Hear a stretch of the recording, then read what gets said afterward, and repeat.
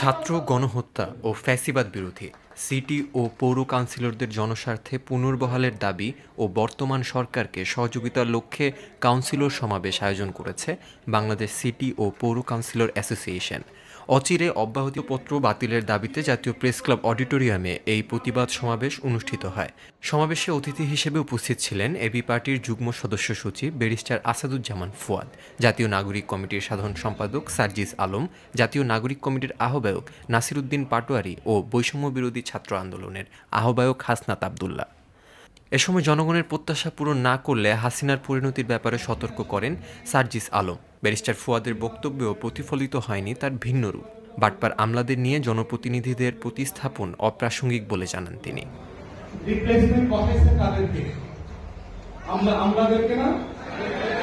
এই আমলারা রাইতে ভোট করছে না, এই আমলারা প্রত্যেককে 35 লাখ 40 লাখ টাকা করে 50 লাখ টাকা করে টাকা ক্যাশ দিচ্ছে না। এই পুলিশ, এই আমলা, এই সেনা কর্মকর্তারা বাটপারি করে হাজার হাজার কোটি টাকা মালয়েশিয়ার টরেন্টোতে বাধা করে নাই। যে আমলারা বাটপার, যে আমলারা গত 16 বছর আওয়ামী লীগের দালালি করছে, সেই দালালদেরকে দিয়ে আপনি নির্বাচিত প্রতিনিধিদেরকে রিপ্লেস করলেন। এটা কোন রিপ্লেসমেন্ট প্ল্যান হতে পারে? এটা কি গণতন্ত্রের স্পিরিট হতে পারে? খুনি হাসিনা এই বাংলাদেশের ক্ষমতা সর্বশেষ সময়টিতে টিকে ছিল আমলাতন্ত্রকে ব্যবহার করে। এ সময় অনুষ্ঠানে আরও উপস্থিত ছিলেন বাংলাদেশ পৌর কাউন্সিলর অ্যাসোসিয়েশনের সভাপতি সাইফুল ইসলাম মধু ও বাংলাদেশ পৌর কাউন্সিলর অ্যাসোসিয়েশনের সাধারণ সম্পাদক কাজী গোলাম কিবরিয়া। সমাবেশে কাউন্সিলরদের জন্য জনগণের দেওয়া রায় বাস্তবায়নের দাবিতে শ্রীমঙ্গল ৭ নং ওয়ার্ড পৌরসভার কাউন্সিলর মীর এম এ সালাম বলেন,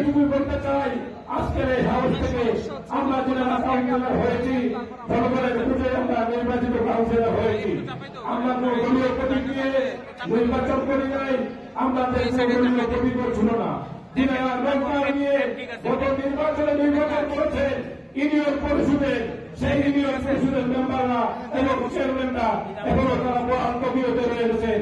দুর্ভাগ্যজনক হলেও সত্য, আমরা সিটি কর্পোরেশন ও পৌরসভার কাউন্সিলর বৃন্দকে অপসারণ করা হলো। কারণ নাকি আমরা কি বৈষম্য ছাত্র মধ্যে পড়ে গেলাম নাকি? কাউন্সিলরদের এই দাবির প্রতি পূর্ণ সমর্থন তুলে ধরেন মাদারীপুর ১, ২ ও ৩ নং ওয়ার্ডের কাউন্সিলর সাইদা সালমা।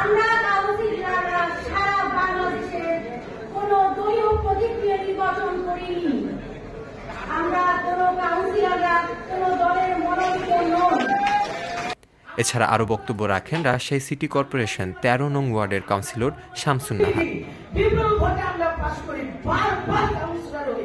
জনগণ আমাদেরকে ভালোবাসে, জনগণের উপকার করি, এই জন্য আমরা কাউন্সিলর হয়েছি। আজ আমরা কাউন্সিলর থেকে অপসারিত হয়ে গেছি। গাজীপুর সিটি কর্পোরেশন ২৪ নং ওয়ার্ডের কাউন্সিলর মাহবুবুর রশিদ খান শিপু সহ আরো অনেকে। ৫ তারিখের পরে একটা আশা করেছিলাম এখন মনে আমরা কিছু কাজ করে এলাকার মানুষের উন্নয়ন করব, কিন্তু দুর্ভাগ্য ২৬ তারিখ হঠাৎ রাত্রেবেলা জানতে পারি যে আমরা নেই, আমাদেরকে অপসারণ করা হয়েছে। আমি ভাই আপনাদেরকে বলতে চাই আমাদের অপরাধটা